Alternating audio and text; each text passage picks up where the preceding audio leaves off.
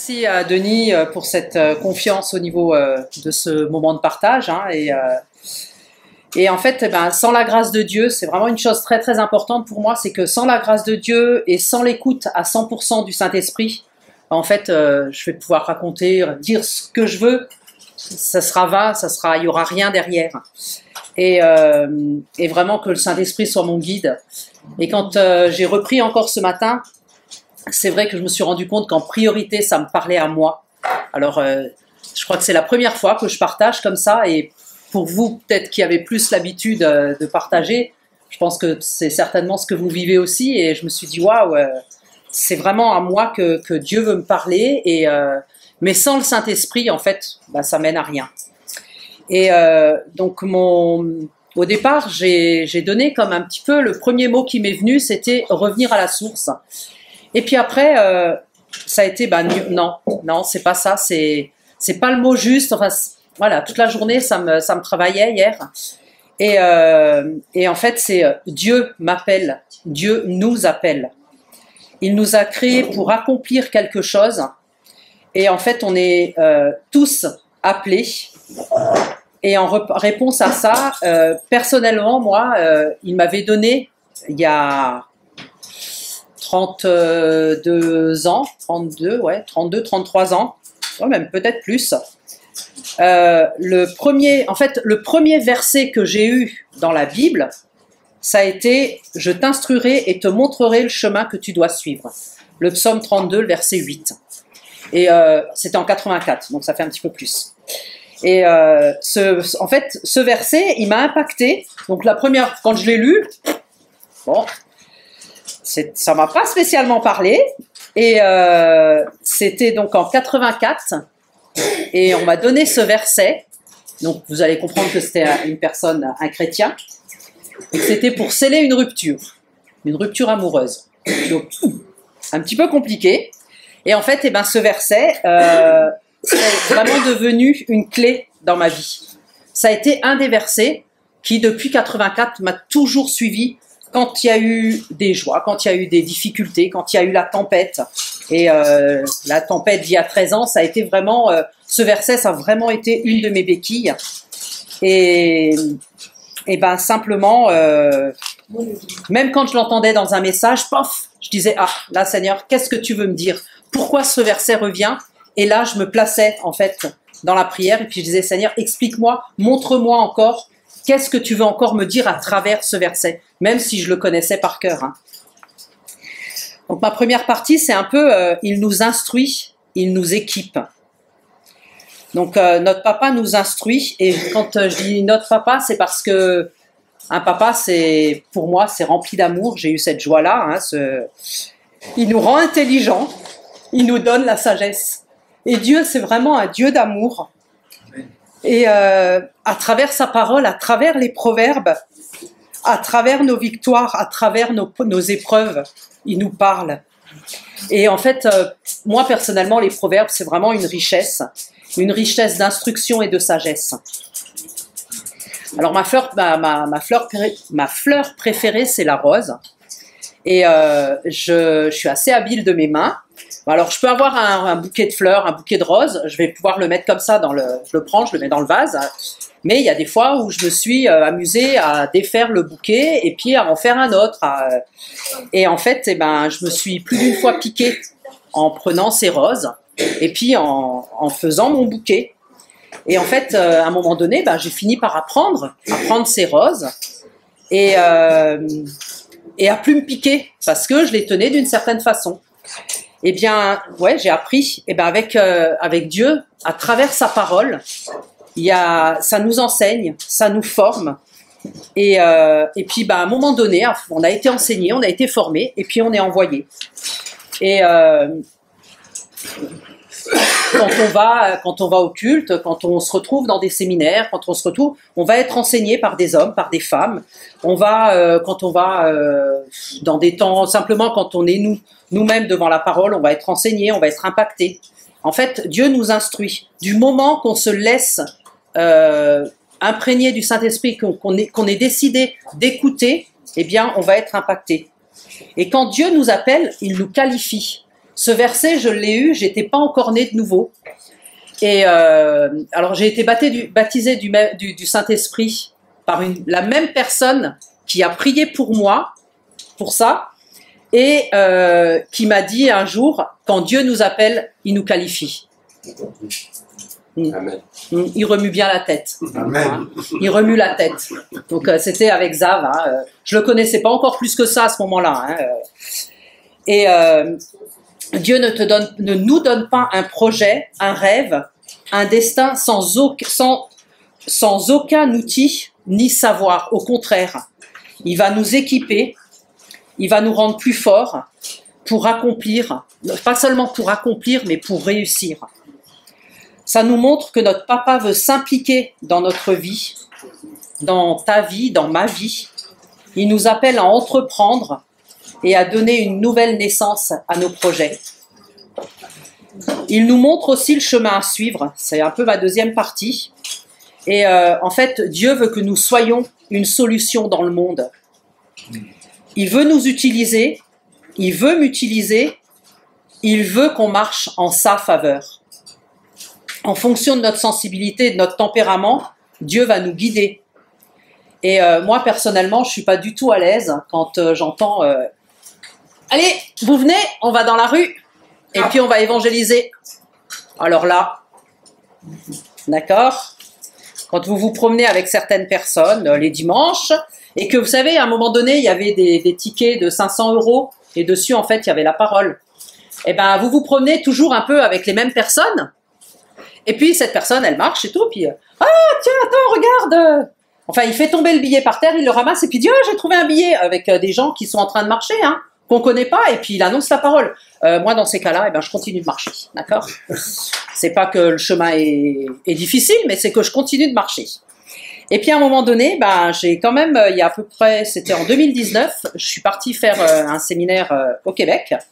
Alors, je ne savais pas vraiment ce que c'était. Hein, c'était sur le coup, je me suis dit, mais purée, quelque part. Je me suis quand même fait un peu... ça s'appelait le GU intensif.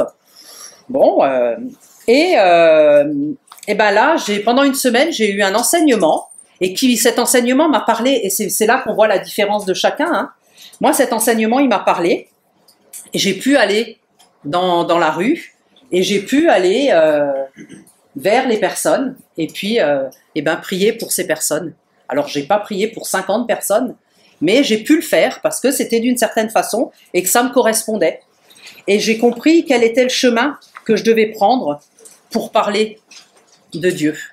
Et puis, je suis revenue, j'étais complètement transformée parce que ça a été, si tu acceptes l'enseignement, si tu acceptes d'être formé, eh bien oui, toi aussi, tu peux aller vers l'autre. Et Dieu nous aide vraiment à accomplir ce qu'il veut pour notre vie, ce qu'il veut qu'on fasse pour l'autre. Et en fait, à travers le psaume 23, donc ça aussi, le psaume 23, c'est aussi, ça a été donc le psaume 32 et le psaume 23 que j'ai reçu en premier. On voit qui est Dieu pour nous. Chaque verset nous rappelle un attribut de Dieu afin de nous aider et nous accompagner à accomplir son plan. Donc par exemple, j'ai pas repris tous les versets, mais par exemple le verset 2, où il est dit « Il me fait reposer dans de verts pâturages, il me dirige près des eaux paisibles. » Il déclare sur nos vies les pensées qu'il a pour nous, à notre égard. On ne manquera de rien, dans quel que soit le domaine de nos vies.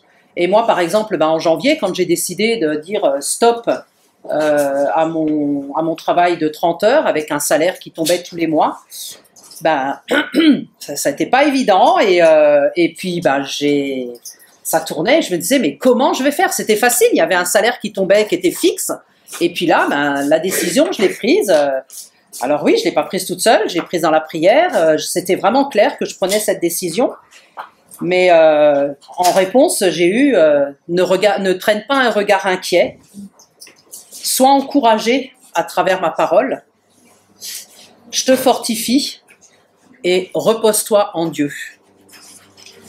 Et dans Ésaïe 43, alors le verset, je ne sais plus, je crois que c'est le verset 5, mais Ésaïe 43, j'ai tracé un chemin dans le désert. Et là encore une fois, Dieu m'a montré que qu'il ne m'abandonnait pas et que j'ai vraiment une richesse et qu'on a tous une richesse dans sa gloire. Dans le verset 3, il restaure mon âme, il me conduit dans les sentiers de la justice à cause de son nom. C'est un peu... parlons à cause de son nom, écoutons son nom. Il nous guide, il nous conduit. Il nous montre encore une fois qu'il a un chemin tracé. Sa houlette, quand je marche, voilà, oui, moi je vais le lire en entier. Quand je marche dans la vallée de l'ombre de la mort, je ne crains aucun mal car tu es avec moi. Ta houlette et ton bâton me rassurent. Sa houlette et son bâton me conduisent. On a un support, on a un ordre. Ce bâton et cette houlette ne sont pas là pour nous faire du mal, mais pour nous ramener. Et encore une fois, il va nous ramener avec amour et respect. Et là, je voulais juste savoir, Sydney, si tu voulais bien partager ce que tu as eu ce matin. Parce que quand tu l'as dit tout à l'heure, je sais pas si tu le veux. En fait, quand tu l'as dit tout à l'heure, j'ai dit, oh Seigneur, mais ton amour. Ça me fait venir. Mais tu peux le dire depuis ta place, hein, Sydney. Ah oui, mais je ne voulais pas venir. En fait, j'avais des paroles d'une chanson en anglais qu'on entendait à la radio. Peut-être que j'avais entendu il y a peut-être 35 ans, mais que j'avais oublié totalement. Et du coup, j'ai fouillé sur Internet, je me suis dit c'était quoi les paroles et en fait, j'ai retrouvé sur YouTube et le groupe qui chante ça, c'est The Christian, qui veut dire les chrétiens en fait. Et j'ai dit c'est marrant parce que cet après-midi, on va au culte. Et c'était voilà, la petite anecdote. Et là, vraiment, ce matin, enfin, quand tu le partageais tout à l'heure, je me suis dit waouh, ton amour, Seigneur. Il loin d'huile notre tête. Donc ça, c'est tu dresses devant moi une table en face de mes adversaires. Tu oins d'huile ma tête, ma coupe déborde. Notre tête est le siège de nos pensées, la réflexion, le discernement. Et donc en 2019, quand j'ai eu à la fin de la semaine qu'on avait eu d'enseignement, on nous a dit, bon ben voilà, maintenant, vous allez être par petits groupes, et puis vous allez prier ensemble, et vous allez demander au Seigneur, au Saint-Esprit, qui vous donne des images, qui vous donne quelque chose, et avec ça, vous allez partir dans la rue, et vous allez chercher la personne qui correspond aux images que vous avez. Donc moi, je suis partie avec 2 dames, et donc moi, j'avais reçu TUC. Alors, il faut savoir que j'étais au Québec, hein. La TUC, c'est un bonnet, hein, donc en plein été, un bonnet. C'était un petit peu difficile quand même de le trouver. Il y avait un chandail gris et en prénom, on avait Martin.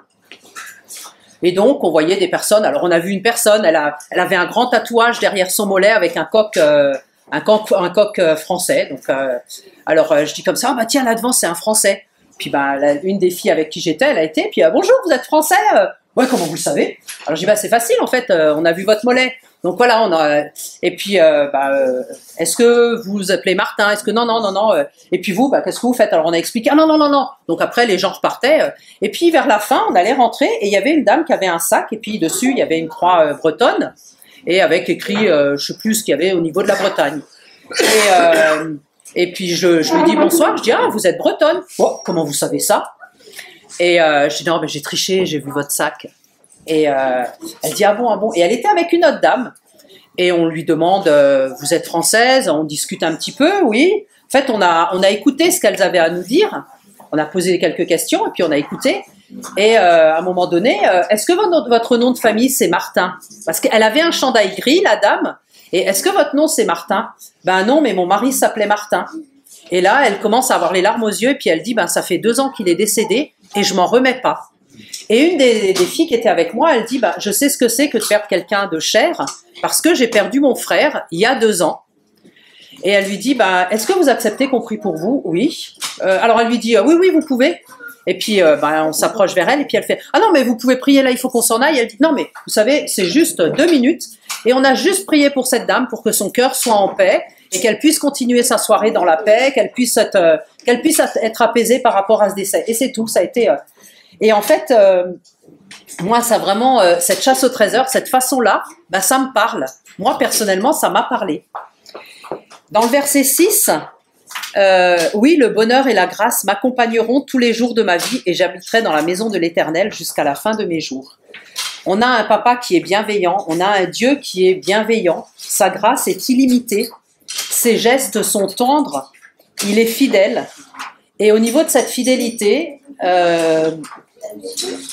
j'ai vraiment vu sa main il y a un mois. Quand on a su que pour papa, ben ça n'allait pas du tout. Et Elodie et Fadel ont dit, on veut y aller. On veut aller voir papy. Hein. Donc moi, je suis rentrée le jeudi et puis Elodie m'a dit, est-ce que tu penses que... Je dis, mais bien sûr, appelle mamie et puis tu verras. Et le vendredi, ils ont pu aller voir. Alors normalement, comme il était en soins intensifs, c'était toujours les mêmes personnes qui devaient y aller. Et là, ils ont accepté qu'il y ait un roulement. Et donc, Fadel et Elodie y ont été, et maman était donc dans la chambre avec papa. Et en fait, nous, on avait toujours prévu de parler, s'il arrivait quelque chose à l'un ou l'autre, de toujours parler à l'un tout seul, jamais avec maman, ou parce que on sentait plus que maman, c'était une barrière. Et là, maman était dans la chambre, on n'allait pas lui dire, sors, enfin, Fadel n'allait pas lui dire... Et là, Fadel a juste dit, papy, est-ce que tu acceptes que je prie pour toi?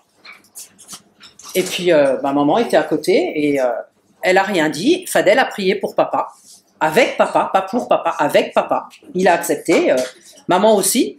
Et puis après, donc Fadel est sorti, c'est Elodie qui est rentrée, et puis elle a parlé un peu à papa, et puis elle lui dit, attends papy, je veux prier encore pour toi. Et puis maman en fait, ouais, c'est bon, hein. Donc, et puis Elodie lui a dit, non, mamie, je veux aussi encore prier pour papy. Donc, prier avec papy. Et donc, elle a pu aussi prier. Et on a vraiment vu la main de Dieu. Quelque part, j'ai presque envie de dire, je veux pas choquer en disant ça, mais mon cœur était vraiment dans la joie d'avoir eu ce dernier moment. Enfin, papa a eu ce temps de prière. Hein, il y a vraiment. Nous, on avait mis un plan un petit peu.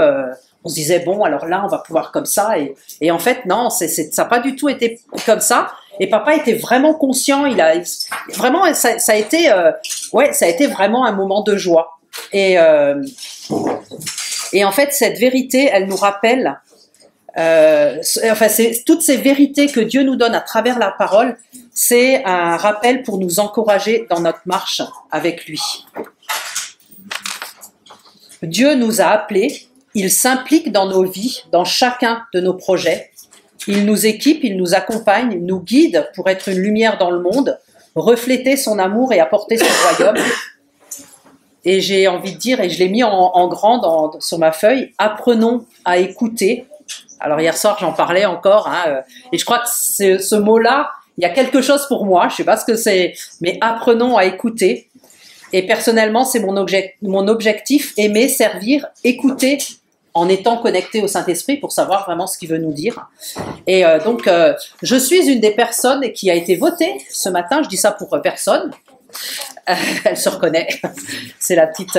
Et en fait, alors je suis partie à pied, je suis revenue à pied, et en marchant, madame s'il te plaît, donc je dis oui, t'as pas 10 centimes? Alors je lui dis, attends, je regarde, et puis je lui dis, tu veux faire quoi avec les 10 centimes? Je vais aller m'acheter un kebab.